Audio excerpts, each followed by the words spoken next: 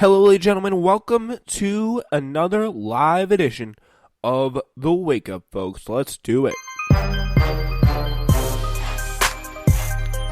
On today's show, we are talking about the latest attacks on Saudi Arabian oil production that we talked about last episode of Newsflash, as well as today's elections in Israel and congressional testimony by Corey Lewandowski, President Trump's former campaign manager, as well as you surely know by now, so much more.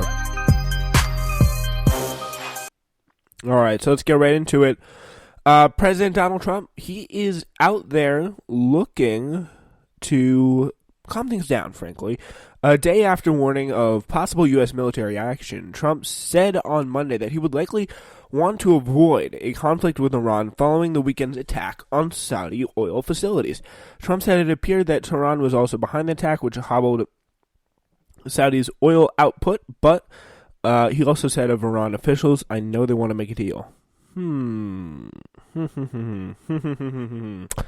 I really question how much he knows about the region when it comes to that one. So yeah, he looks like, folks, they want to make a deal. They want to make a deal. Asked at the White House whether Iran was behind the strikes on Saturday that crippled so much of Saudi Arabia's oil output, Trump said it's looking that way, but stopped short of definitive confirmation, saying that's being checked out right now, which is interesting because we know the Houthi rebels did it. And we know really America's relationship with Houthi rebels and the Houthi rebels' relationship to Iran. And they've been fighting each other and still really are fighting each other because of what's going on in the Yemen war that everyone was really trying so desperately to stop, and then Trump literally refused to stop, which I found to be very, very interesting. But Trump warned the United States has fearsome military capabilities and is prepared for war if necessary. With all that being said, we'd certainly like to avoid it. I know they want to make a deal because I think they probably got the sense, at least from whatever channels that they are tuned into, at least over at the White House, that going to war because Saudi Arabia said so would be a very, very bad idea. So, yeah, the damage in Saudi Arabia helped drive world oil prices up by 10% on Monday, the fastest rise in more than a decade. Trump warned that the United States has fearsome military capabilities, which, I mean, again, I don't know. If you look at some of the history of U.S.-Iran war games, so I'm going to see if I can do that for you right now. So I'm going to pull that up. But U.S.-Iran war game history, because it's worth looking up. It's called the Millennium Challenge 2002. It was a major war game exercise conducted by the U.S. Armed Forces in mid-2002. The exercise was ran from July 24th to August 15th and cost $250 million. Involved both live exercises and computer simulations. MC02 was meant to test future military transformation. The simulated combats, this is from Wikipedia, simulated combatants were the U.S., referred to as quote-unquote blue, and an unknown adversary in the Middle East, Iran, with many lines of evidence pointing to Iran as the red side. So that's what they were saying. So pretty much since the war game allowed for a ship-to-shore landing of ground troops at some point during the 14-day exercise, and because the naval force was substantial, the force was positioned on the shore side of the region's active shipping lanes to keep from impacting commerce during the exercise. This placed them in close proximity to the Red Shore rather than at a standoff distance. Conducting the war games during peacetime also meant there were a large number of friendly unaligned ships and aircraft in the zone, restricting the use of automated defense systems and more cautious rules of engagement. So, Red's tactics took advantage of these factors to full effect. Red, commanded by a retired General Paul K. Van Ripper, adopted an asymmetric strategy, in particular using old methods to evade Blue's sophisticated electronic surveillance network. Probably what Iran would do right now. Van Ripper used motorcycle messengers to transmit orders to frontline troops and World War II-style light signals to launch airplanes without radio communications. Red received an ultimatum for Blue. essentially a surrender document demanding response within 24 hours. Thus, warned of Blue's approach, Red used a small fleet of boats to determine the position of Blue's fleet by the second day of the exercise. In a preemptive strike, Red launched a massive salvo of cruise missiles that overwhelmed Blue's forces' electronic sensors and destroyed 16 warships. This included 1 aircraft carrier, 10 cruisers, and 5 or 6 amphibious ships. An equivalent success in real conflict would have resulted in the deaths of over 20,000 armed service personnel.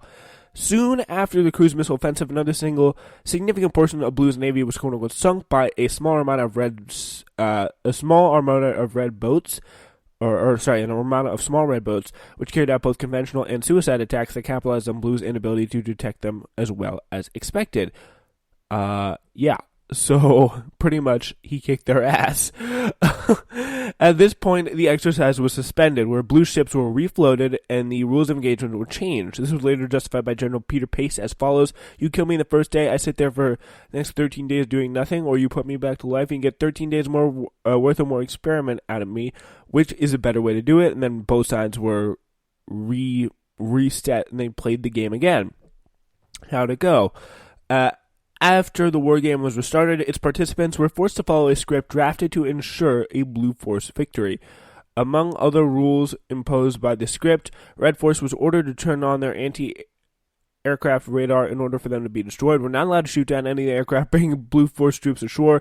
Van Ripper also claimed that exercise officials denied him the opportunity to use his own tactics and ideas against Blue Force, and they also ordered Red Force not to use certain weapons against Blue Force, and even ordered the location of Red Force units to be revealed.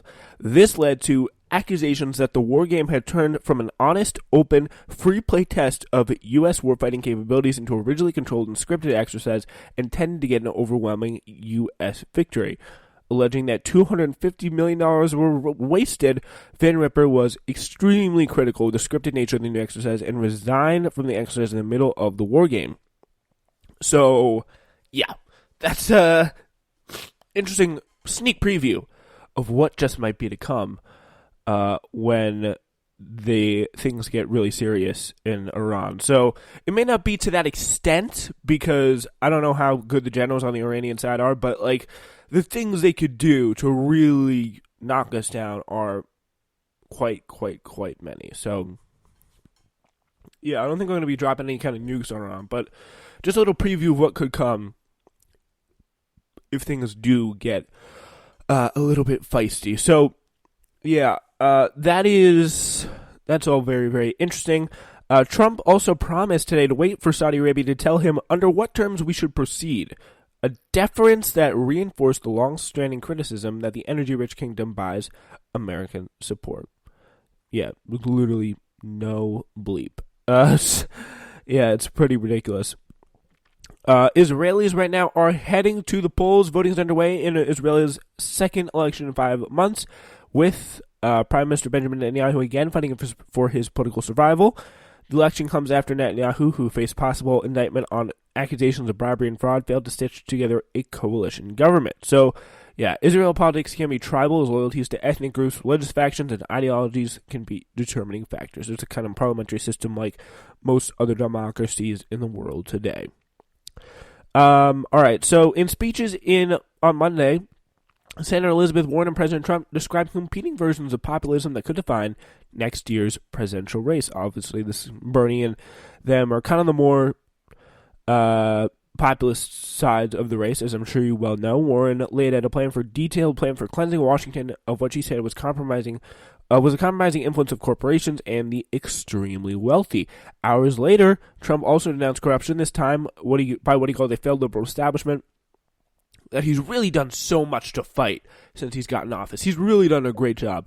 That, he said, was threatening U.S. sovereignty and cultural heritage, so pretty much pulling out a Tucker Carlson out of them, saying the Hollywood elites are destroying your lives. Bum, bum, bum. Yeah, age-related attacks have failed to persuade voters to abandon the 370-somethings who are leading the Democratic race right now. So that is worth looking at. So you got Biden. Is Warren? No. Elizabeth Warren. She is. Yeah, she's just turned 70 this past summer. So, wow, that is. She looks like she could be 50. Like, credit to her. She looks great. Yeah. Wow. No one's gonna believe an attack on Elizabeth Warren's age. She looks great. Anyway, age-related attacks. Yeah, they are really not working. But something that may work is attacks on Brett Kavanaugh.